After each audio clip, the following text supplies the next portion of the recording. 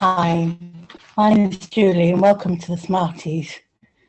Over the last few months we've been meeting to co-produce a piece of research into volunteering in young onset dementia. We came about our team name due to our joint love of this particular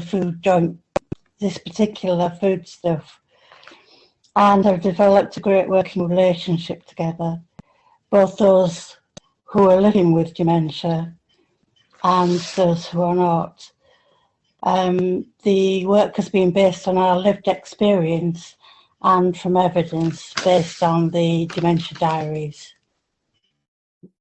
As Julie said, we all have dementia, and we attend this group partly because we need to keep our brains active, but also we feel that as people with dementia, we've got lived experience so that we have a unique intake into how it is to live with dementia. So looking at these dementia diaries written by people with dementia, we can associate with them easily and understand where they're coming from, probably better than academics in a way.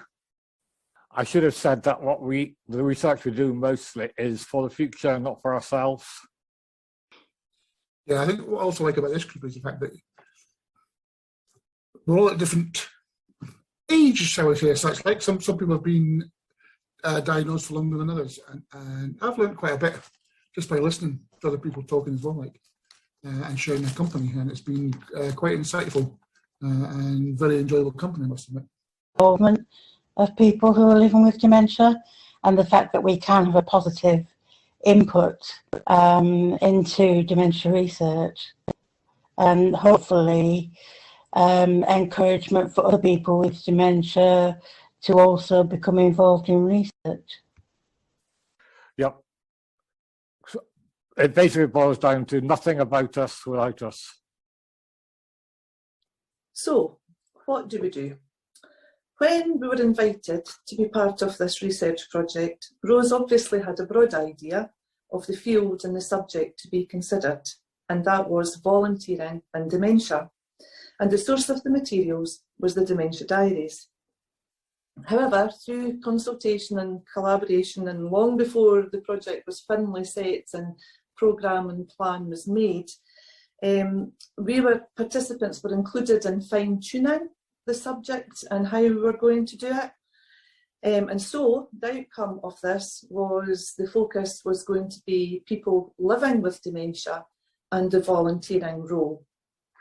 Once this was all agreed, Rose and Rosie used their own criteria selection process to focus their search for the diary excerpts.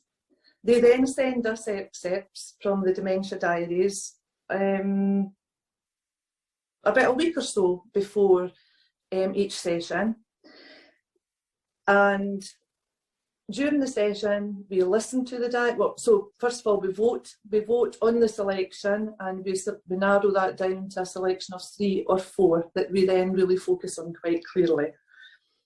The voting is personal and it's subjective, but the decision is group and collective. So it covers everything. We then read the diary excerpts, and we also listen when technology allows to the actual authors sharing their own diary. And then we ask ourselves 2 questions to respond to. And it's, how would I feel if I was this person, if I was them? And what stands out in particular, or what is of particular interest or note? We share our responses, and these are collated by Rosie and Rose. What we bring is our life experiences to this research. This is wide and varied and covers really pretty much every aspect of social life and living in general. And it also includes some experiences of volunteering as someone living with dementia. We also bring enthusiasm and optimism and realism and our determination to try to make a difference for ourselves maybe, and for others hopefully. But what makes us keep coming back is a sense of purpose, the fact this whole programme is so well organised and resourced by Rose and Rosie, but also a huge sense of enjoyment and real camaraderie that is shared across the whole group. Now, where do we meet for this research? We meet on a platform called Zoom. Zoom appeared during COVID and has allowed everybody really, but particularly people with dementia, the ability to stay in contact with each other, meet new friends, and to be honest, it's kept a lot of us pretty much sane, I would say, to be honest. I think without the Zoom over the lockdown period, a lot of us would be in a far worse position than what we are now. Like. So it's been an excellent platform. On Zoom, there's an etiquette that we follow. The Zoom meetings are facilitated by a Rose and a Rosie, and we sit with our microphones off, and then when it's our turn to speak, or if we wish to speak, we use things which we called I want to speak cards. These are usually yellow with black writing, and that allows us to speak without interrupting each other, and allows us not to talk over each other, which is brilliant. Right? And if you're lucky like me, you get a card that's personalised, which tells everybody how awesome I am. It's a bit rude on the back, but that'll come on another day, right? But yes. Can I just add that doing it in this way and meeting in this way, it keeps it in a comfort zone for us all. I have my Zoom dog who joins in, and I get a little bit of security from having him in the same room, and a great deal of joy from seeing everybody else's cats and dogs as they appear and disappear and intermingle with the conversations. Zoom allows people like myself who live in rural areas without any other real peer support groups to join in. So I think it should continue after kind of COVID finishes. My friends have already touched on some of this, but these are my thoughts. Over the last 10 years since being diagnosed with Alzheimer's, I've been involved in lots of research projects at various levels, including being a co-applicant for research projects and a co-leader of research projects. This is one of the best. And it's one of the best for some simple, straightforward reasons. First of all, it's a project that's based on relationships within the group. It's a project that has respect for each other and trust. There's a great deal of humour shared within the group, which enables us then to focus on the more serious aspects as well. Communication is excellent from Rose and Rosie, and also within the group during the sessions and beyond the sessions. There's excellent organisation and there's excellent support. We each relate to the subject. We each relate to the people who have contributed through the dementia diaries. I think all this is very important. The other thing that helps me connect to the project is the way it's structured. Each session has a definite beginning, a middle and an end.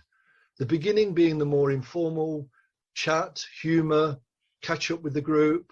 And those times are crucially important to then enable us to move from that into the more formal bulk of the meeting. And then there's always an ending, looking forward to the next time we come together. Because very often people living with dementia are not respected, and people don't think that we do have anything to offer. And Rose and Rosie are forever reminding us we do have a lot to offer.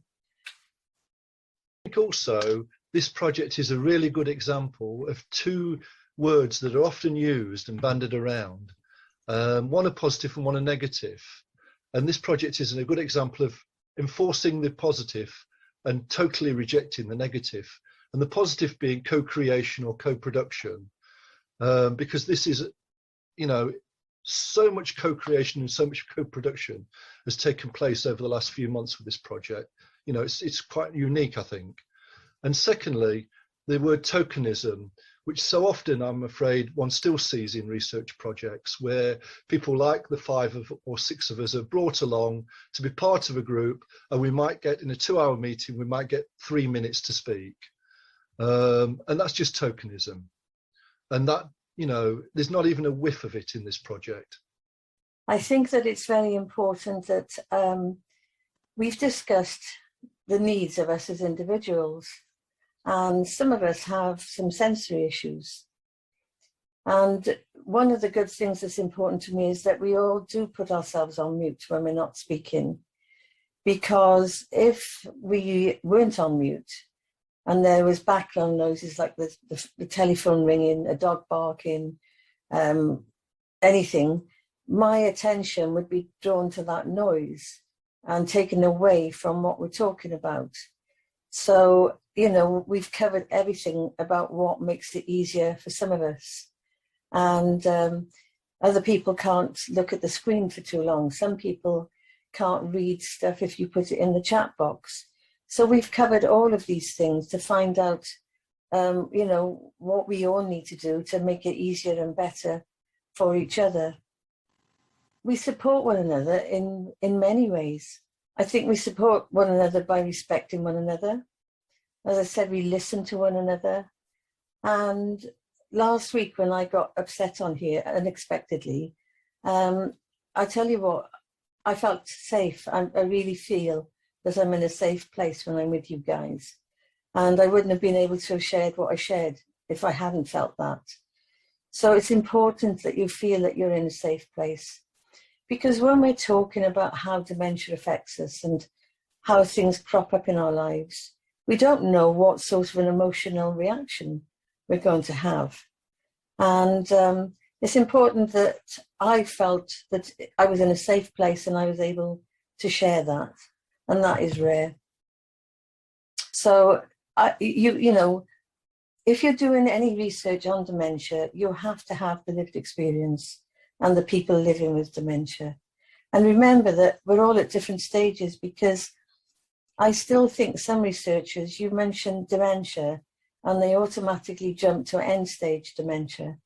And they forget that there's a beginning and there's a middle, and that we can still speak, we still have opinions, and we've got a lot to give. And thank you for allowing us the time to interact with yourselves